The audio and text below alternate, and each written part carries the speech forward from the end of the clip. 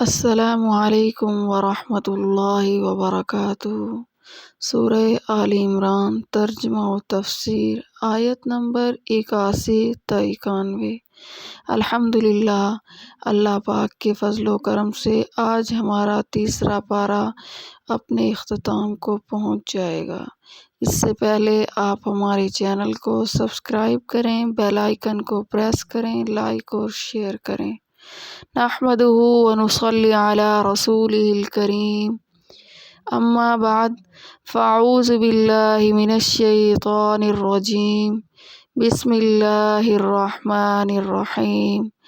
سبحانک لا علم لنا الا ما علمتنا انک انت العلیم الحکیم۔ رب اشرح لی صدری ویسر لی امری واحلل عقدۃ من لسانی یفقہوا قولی۔ رب زدنی علما، رب زدنی علما، رب زدنی علما۔ لقد جاءکم رسول من انفسکم عزیز علیہ ما عنتم حریص علیکم بالمؤمنین رؤوف رحیم۔ فإن تولوا فقل حسبی اللہ لا الہ الا ہو علیہ توکلت وہو رب العرش العظیم۔ وَإِذْ أَخَذَ اللَّهُ مِيثَاقَ النَّبِيِّينَ لَمَا آتَيْتُكُم مِّن كِتَابٍ وَحِكْمَةٍ ثُمَّ جَاءَكُمْ رَسُولٌ مُّصَدِّقٌ لِّمَا مَعَكُمْ لَتُؤْمِنُنَّ بِهِ وَلَتَنصُرُنَّهُ قَالَ أَأَقْرَرْتُمْ وَأَخَذْتُمْ عَلَىٰ ذَٰلِكُمْ إِصْرِي قالوا اقررنا قال فاشهدوا انا معكم من الشاہدین۔ اور جب لیا اللہ نے عہد نبیوں سے کہ جو کچھ میں نے تم کو دیا کتاب اور علم، پھر آئے تمہارے پاس کوئی رسول کہ سچا بتا دے تمہارے پاس والی کتاب کو، تو اس رسول پر ایمان لاؤ گے اور اس کی مدد کرو گے۔ فرمایا کیا تم نے اقرار کیا اور اس شرط پر میرا عہد قبول کیا؟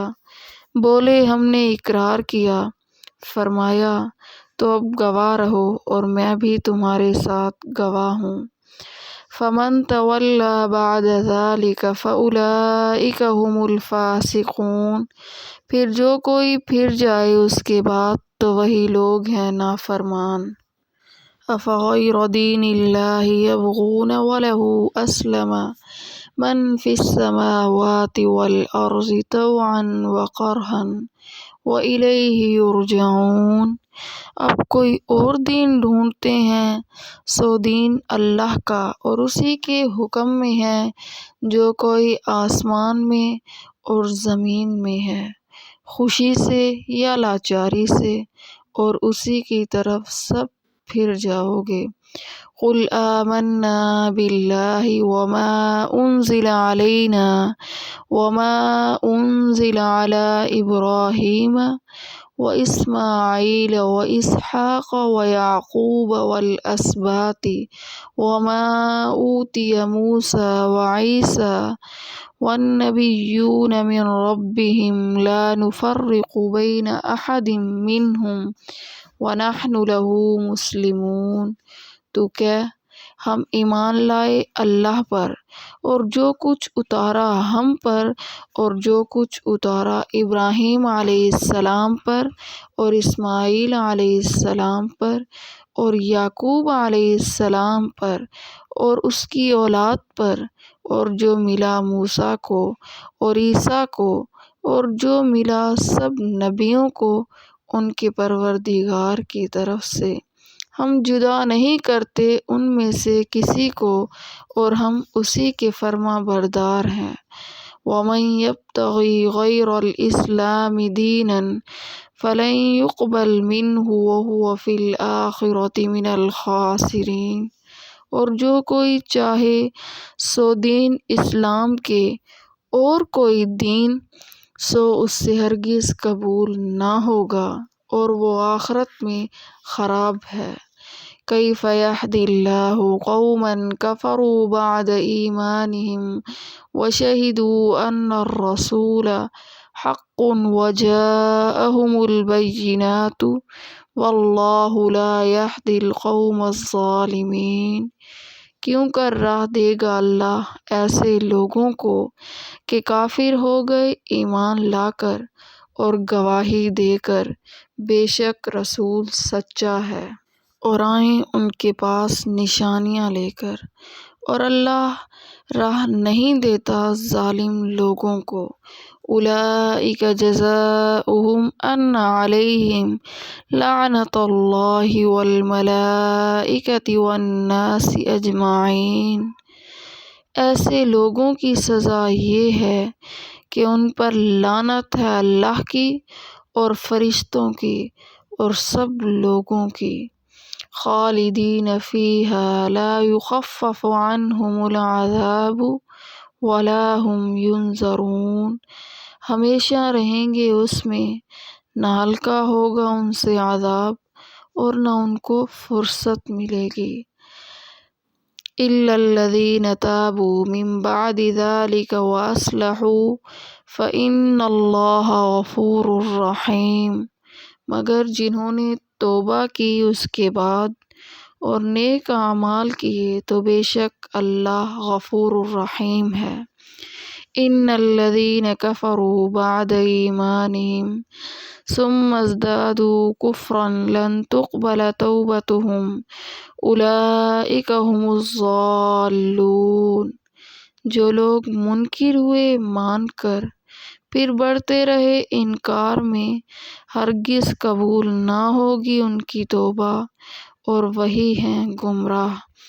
ان الذین کفروا وماتوا وهم کفار فلن يقبل من احدهم ملء الارض ذهبا ولو افتدى به اولئک لهم عذاب علیم وما لهم من الناصرین۔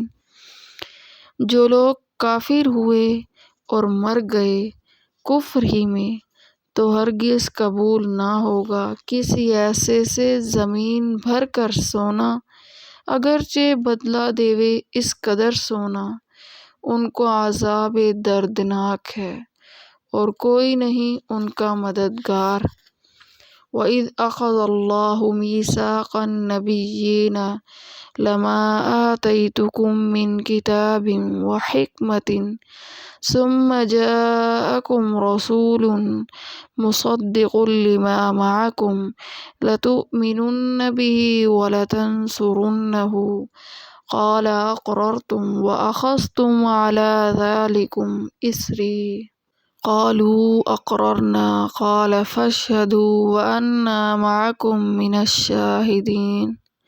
اور جب لیا اللہ نے عہد نبیوں سے کہ جو کچھ میں نے تم کو دیا کتاب اور علم، پھر آئے تمہارے پاس کوئی رسول کہ سچا بتا دے تمہارے پاس والی کتاب کو، تو اس رسول پر ایمان لاؤ گے اور اس کی مدد کرو گے۔ فرمایا کیا تم نے اقرار کیا اور اس شرط پر میرا عہد قبول کیا؟ بولے ہم نے اقرار کیا۔ فرمایا تو اب گواہ رہو اور میں بھی تمہارے ساتھ گواہ ہوں۔ فَمَن تَوَلَّىٰ بَعْدَ ذَٰلِكَ فَأُولَٰئِكَ هُمُ الْفَاسِقُونَ۔ پھر جو کوئی پھر جائے اس کے بعد تو وہی لوگ ہیں نافرمان۔ أَفَغَيْرَ دِينِ اللَّهِ يَبْغُونَ وَلَهُ أَسْلَمَ مَن فِي السَّمَاوَاتِ وَالْأَرْضِ طَوْعًا وَكَرْهًا وَإِلَيْهِ يُرْجَعُونَ۔ اب کوئی اور دین ڈھونڈتے ہیں، سو دین اللہ کا اور اسی کے حکم میں ہے جو کوئی آسمان میں ہے اور زمین میں ہے، خوشی سے یا لاچاری سے، اور اسی کی طرف سب پھر کر جاؤ گے۔ قُلْ آمَنَّا بِاللَّهِ وَمَا أُنزِلَ عَلَيْنَا وَمَا أُنزِلَ عَلَىٰ إِبْرَاهِيمَ وإسماعيل وإسحاق ويعقوب والأسباط وما أوتي موسى وعيسى والنبيون من ربهم لا نفرق بين أحد منهم ونحن له مسلمون۔ تو کیا ہم ایمان لائے اللہ پر اور جو کچھ اترا ہم پر اور جو کچھ اترا ابراہیم علیہ السلام پر اور اسماعیل علیہ السلام پر اور اسحاق علیہ السلام پر اور یعقوب علیہ السلام پر اور اس کی اولاد پر اور جو ملا موسیٰ علیہ السلام کو اور عیسیٰ علیہ السلام کو اور جو ملا سب نبیوں کو ان کے پروردگار کی طرف سے، ہم جدا نہیں کرتے ان میں سے کسی کو اور ہم اسی کے فرما بردار ہیں۔ اب ہم چلتے ہیں اس کی تفسیر کی طرف۔ اللہ تعالیٰ نے اپنے بندوں سے 3 طرح کے عہد لیے ہیں۔ ایک کا ذکر سورہ اعراف میں الست بربکم کے تحت کیا گیا۔ اس عہد کا مقصد یہ تھا کہ تمام بنی نوع انسان خدا کی ہستی اور ربوبیت عامہ پر اعتقاد رکھے، کیونکہ مذہب کی ساری عمارت اسی سنگ بنیاد پر ہے۔ جب تک یہ اعتقاد نہ ہو، مذہبی میدان میں عقل و فکر کی رہنمائی کچھ نفع نہیں پہنچا سکتی۔ اسی کی مزید تفصیل انشاءاللہ اپنے مقام پر آئے گی۔ دوسرے کا ذکر وَإِذْ أَخَذَ اللَّهُ مِيثَاقَ الَّذِينَ أُوتُوا الْكِتَابَ میں آیا۔ یہ عہد صرف اہل کتاب کے علماء سے لیا گیا تھا کہ وہ حق کو نہ چھپائیں بلکہ صاف اور واضح طور پر بیان کریں۔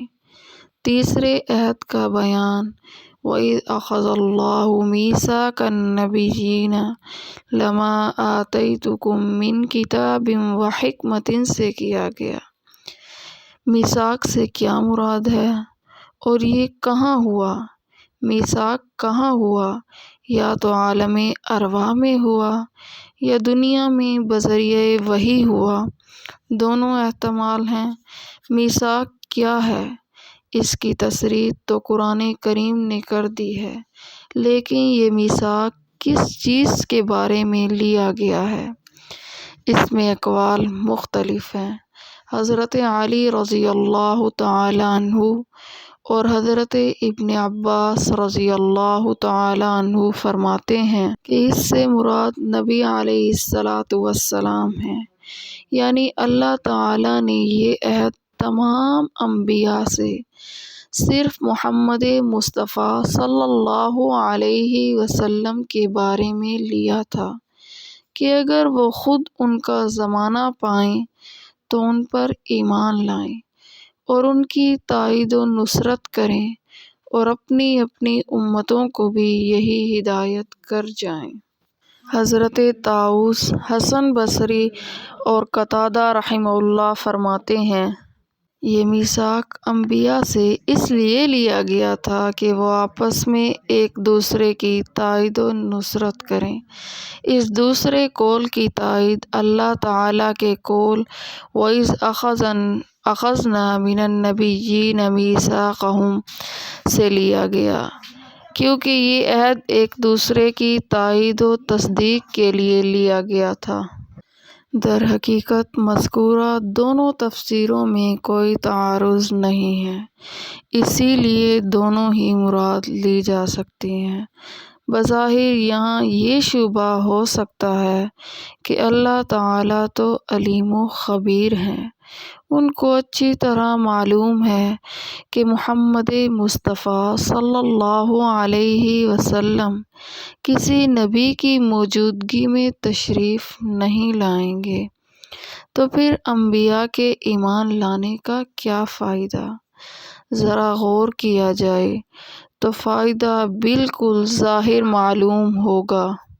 کہ جب وہ اللہ تعالیٰ کے ارشاد پر محمد مصطفیٰ احمد مجتبیٰ صلی اللہ علیہ وسلم کی ذات والا صفات پر ایمان قبول کرنے کا پختہ ارادہ کریں گے تو اسی وقت سے ثواب پائیں گے۔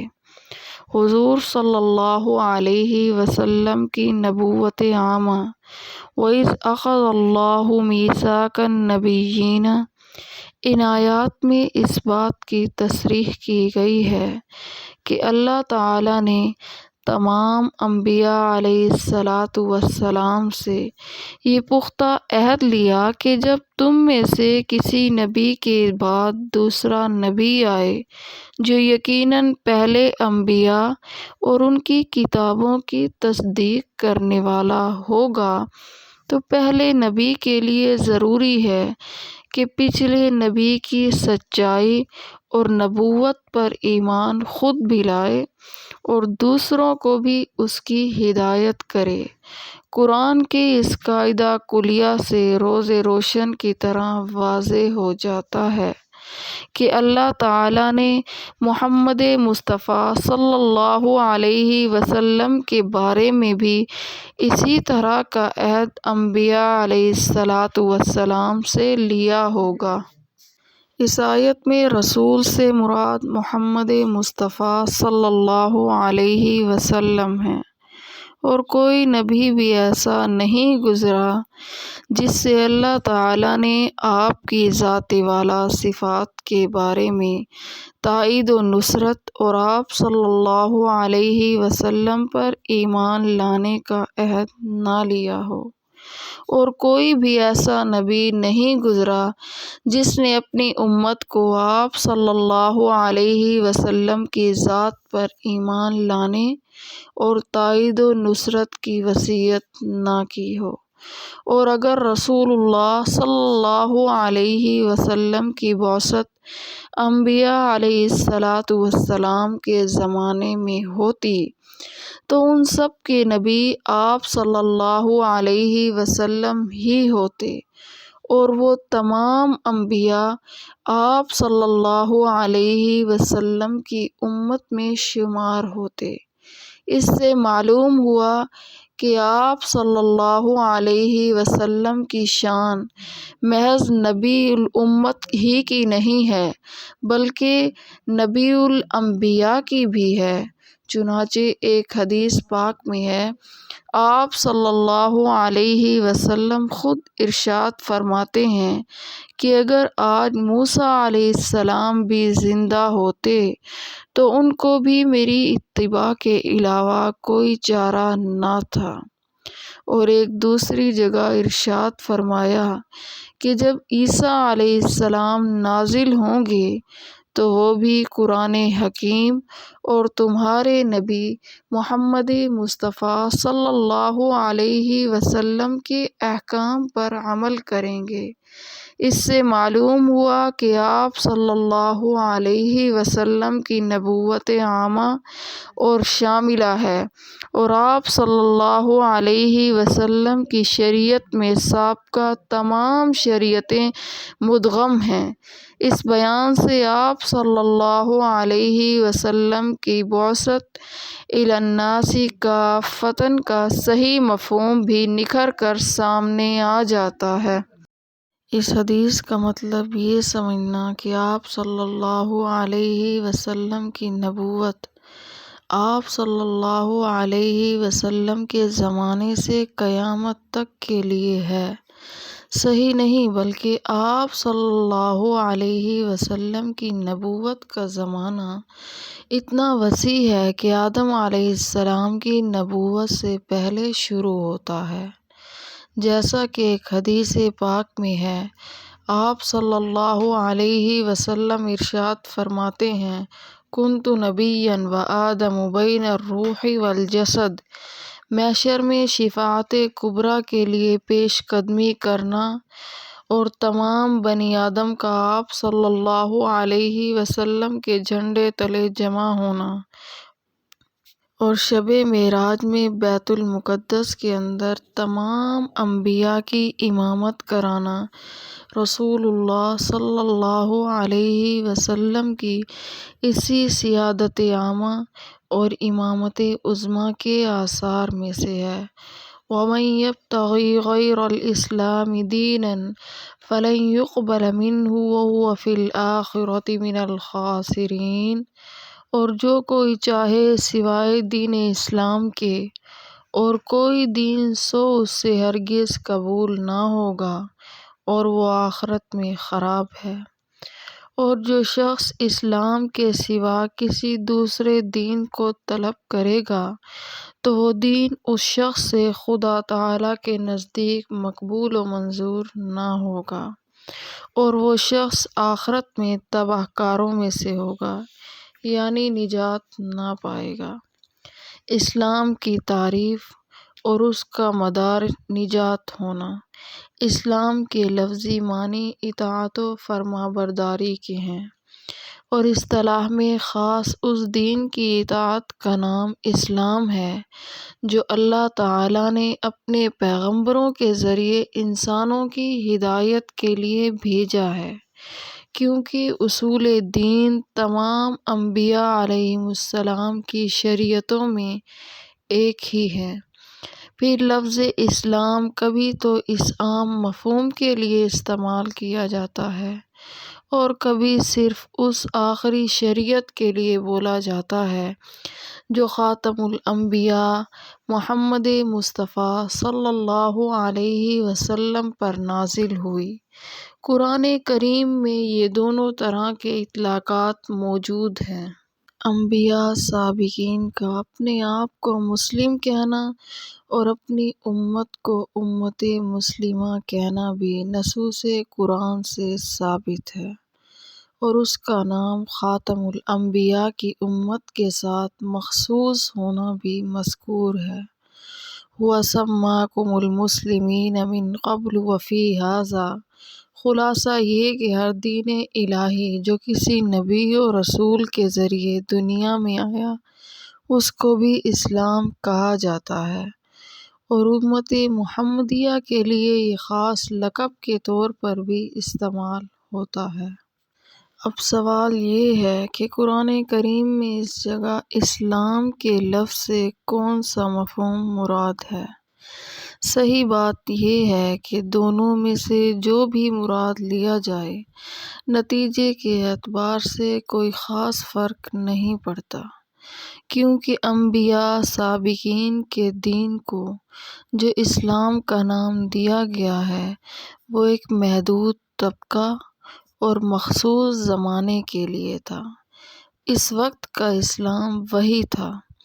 اس طبقے اور امت کے علاوہ دوسروں کے لیے اس وقت بھی وہ اسلام معتبر نہ تھا، اور جب اس نبی کے بعد اور کوئی نبی بھیج دیا گیا تو اب وہ اسلام نہیں رہا۔ اس وقت کا اسلام وہ ہوگا جو جدید نبی پیش کرتے ہیں یا پیش کریں گے، جس میں یہ تو ظاہر ہے کہ کوئی اصولی اختلاف نہیں ہوگا، مگر فروعی احکام مختلف ہو سکتے ہیں۔ اور خاتم الانبیاء محمد مصطفیٰ صلی اللہ علیہ وسلم کو جو اسلام دیا گیا وہ ناقابل نسخ دائمی تا قیامت رہے گا، اور حسب قاعدہ مذکورہ آپ صلی اللہ علیہ وسلم کی بعثت کے بعد پچھلے تمام ادیان منسوخ ہو گئے۔ اب وہ اسلام نہیں ہے، بلکہ اسلام صرف وہ دین ہے جو رسول اللہ صلی اللہ علیہ وسلم کے واسطے سے پہنچا۔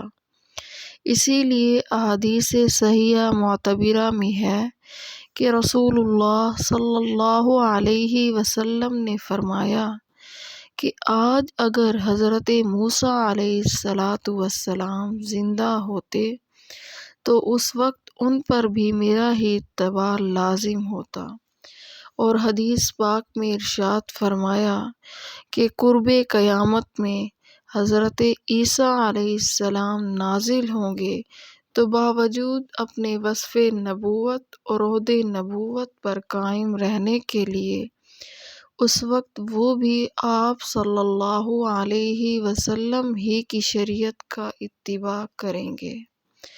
اس لیے اس جگہ خواہ اسلام کا مفہوم عام مراد لیں یا مخصوص امت محمدیہ صلی اللہ علیہ وسلم کا دین مراد لیں، نتیجہ دونوں کا ایک ہی ہے کہ خاتم الانبیاء محمد مصطفیٰ صلی اللہ علیہ وسلم کی بعثت کے بعد صرف وہی دین اسلام کہلائے گا جو آپ صلی اللہ علیہ وسلم کے ذریعے دنیا کو پہنچا ہے، وہی تمام انسانوں کے لیے مدار نجات ہے۔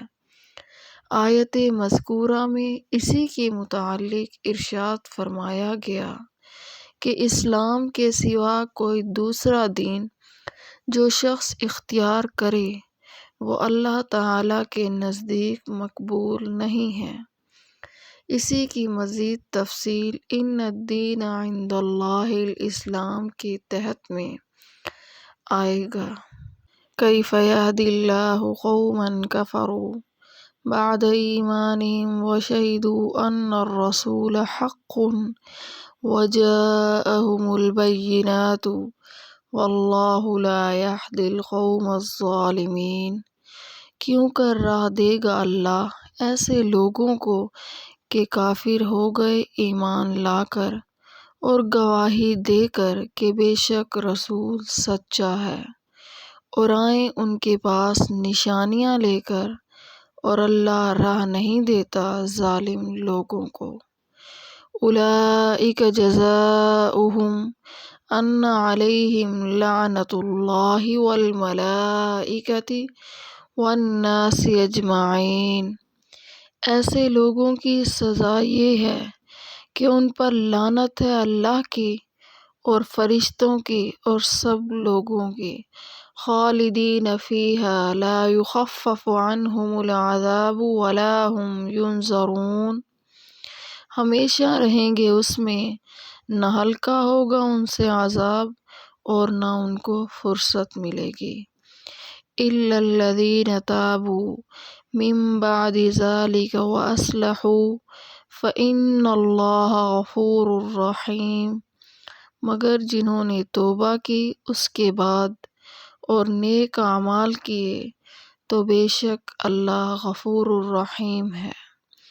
ان الذین کفروا بعد ایمانہم ثم ازدادوا کفرا لن تقبل توبتہم اولئک ھم الضالون۔ جو لوگ منکر ہوئے مان کر پھر بڑھتے رہے انکار میں، ہرگز قبول نہ ہوگی ان کی توبہ اور وہی ہیں گمراہ۔ ان الذین کفروا وماتوا وهم کفار فلن يقبل من احدهم ملء الارض ذهبا ولو افتدى به اولئک لهم عذاب الیم وما لهم من الناصرین۔ جو لوگ منکر ہوئے مان کر پھر بڑھتے رہے انکار میں، ہرگز قبول نہ ہوگی ان کی توبہ اور وہ ہیں گمراہ۔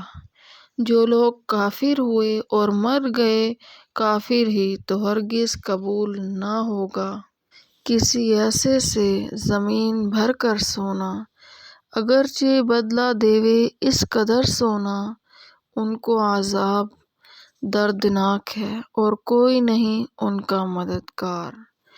اول ان مرتدین کا بیان ہے جو کفر پر قائم رہ کر اس کو ہدایت سمجھتے رہے، چونکہ ان کا اعتقاد یا دعویٰ یہ تھا کہ خدا تعالیٰ نے ہم کو اب ہدایت فرمائی، لہٰذا ان کی مذمت میں اس کی نفی بھی فرماتے ہیں کہ بھلا اللہ تعالیٰ ایسے لوگوں کو کیسے ہدایت کریں گے جو کافر ہو گئے بعد ایمان لانے کے دل سے، اور بعد اپنے اس اقرار کے زبان سے کہ رسول اللہ صلی اللہ علیہ وسلم دعوی رسالت میں سچے ہیں، اور بعد اس کے کہ ان کو واضح دلائل حقانیت اسلام کے پہنچ چکے تھے، اور اللہ تعالیٰ ایسے بے ڈھنگے لوگوں کو ہدایت نہیں کیا کرتے۔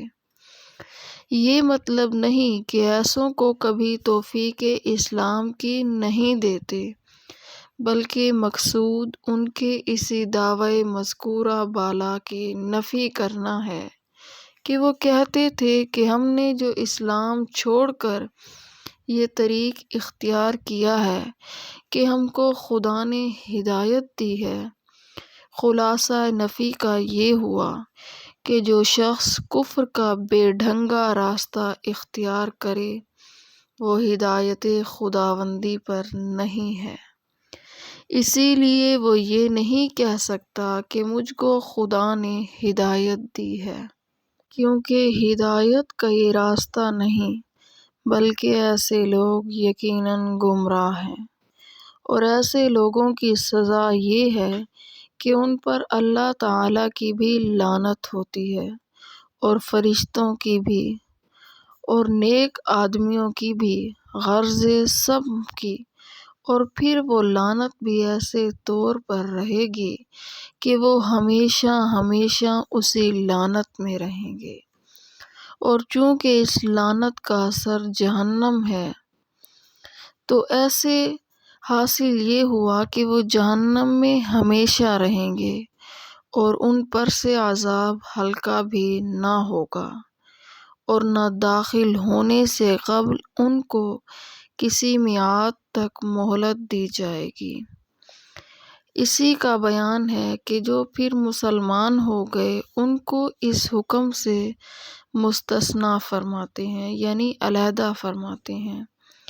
ہاں مگر جو لوگ توبہ کر لیں اس کفر کے بعد، یعنی مسلمان ہو جائیں، اور اپنے دل کو بھی سنواریں، یعنی منافقانہ طور پر صرف زبان سے توبہ کافی نہیں، سو بے شک ایسوں کے لیے خدا تعالیٰ بخش دینے والے ہیں، رحمت کرنے والے ہیں، وہ بڑے غفور الرحیم ہیں۔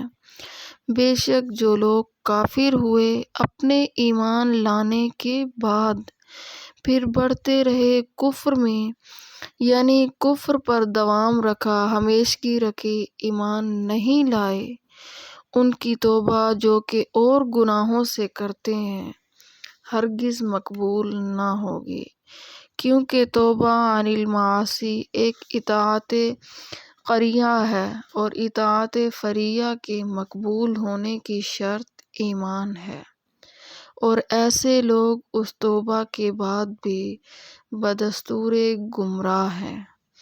بے شک جو لوگ کافر ہوئے اور وہ کفر کی حالت میں مر بھی گئے، سو ان میں سے کسی کا بطور کفارہ زمین بھر سونا بھی نہ لیا جائے گا، اگرچہ وہ معاوضے میں اس کو دینا بھی چاہے، اور دے دیے تو ان کو کون پوچھتا ہے، ان لوگوں کو سزائے دردناک ہوگی، اور ان کے حامی و مددگار بھی نہ ہوں گے، اور نہ کوئی ان کا وہاں دوست ہوگا، اور نہ مخلص ساتھی، اور نہ وہاں کوئی والدین ان کا ساتھ دیں گے، اور نہ اولاد۔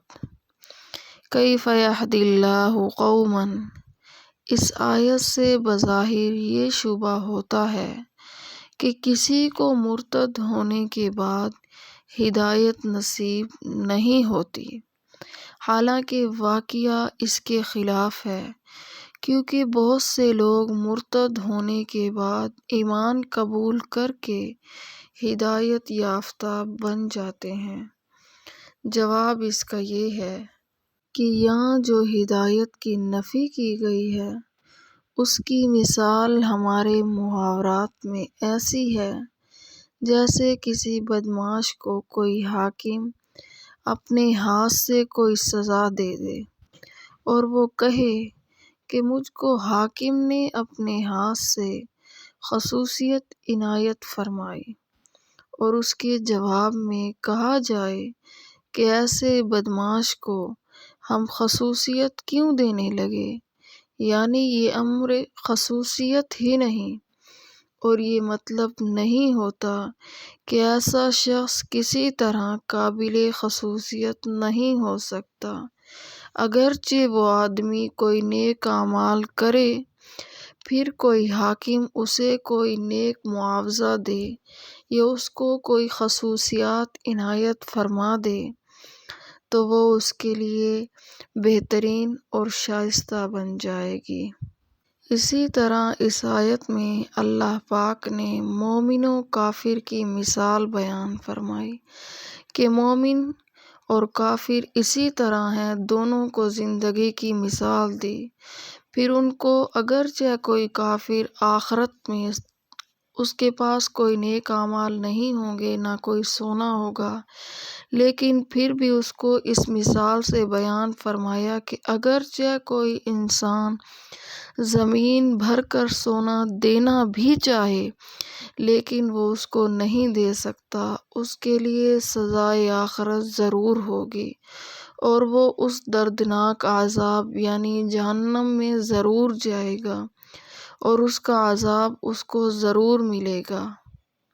الحمدللہ ثم الحمدللہ، اللہ پاک کے فضل و کرم سے آج ہمارا یہ تیسرا پارہ تلک الرسل اپنے اختتام کو پہنچ چکا ہے۔ دعا ہے کہ اللہ رب العزت ہمیں قرآن کو پڑھنے پڑھانے، اس کو سمجھنے سمجھانے، اس کو آگے پہنچانے کی توفیق عطا فرمائے۔ یا اللہ کریم، اس قرآن کی برکت سے ہمارے دینی و دنیاوی تمام مسائل کو خزانہ غیب سے حل فرما دیجیے، ہر مسلمان کی مصیبت و پریشانی کو دور فرما دیجیے، تمام مسلمانوں کا رزق آسان و فراخ فرما دیجیے اس قرآن کی برکت سے۔ یا اللہ کریم، اس قرآن میں جہاں کہیں کوئی غلطی کمی بیشی ہو گئی ہو، یا اللہ کریم اپنے فضل و کرم سے اس قرآن کو ہمیں صحیح صحیح پڑھنے، اس کو سمجھنے اور اس پر عمل کرنے کی توفیق عطا فرما دیجیے۔ اس قرآن کی برکت سے یا اللہ کریم ہماری زندگیوں کو آسان کر دیجیے۔ یا اللہ کریم، اس قرآن کے پڑھنے پڑھانے والوں پر، اس کے سمجھنے سمجھانے والوں پر، اس کو آگے سننے سنانے والوں پر، سب پر یا اللہ کریم اپنا خصوصی فضل و کرم فرما دیجیے، ان کی تمام پریشانیوں کو حل فرما دیجیے۔ یا اللہ کریم، اس قرآن کی برکت سے ان کی دنیا و آخرت کو سنوار دیجیے۔ یا اللہ کریم، اس قرآن کی برکت سے تمام مسلمانوں کی تمام پریشانیوں کو حل فرما دیجیے۔ یا اللہ کریم، ہر مسلمان کو رزق حلال عطا فرما دیجیے۔ یا اللہ کریم، اس قرآن کی برکت سے تمام مسلمانوں کو صحت کاملہ و عاجلہ والی زندگی عطا فرما دیجیے۔ یا اللہ کریم، اس قرآن کی برکت سے میرے والدین کو صحت و تندرستی والی زندگی عطا فرما دیجیے۔ آمین۔ وآخر دعوانا ان الحمد للہ رب العالمین۔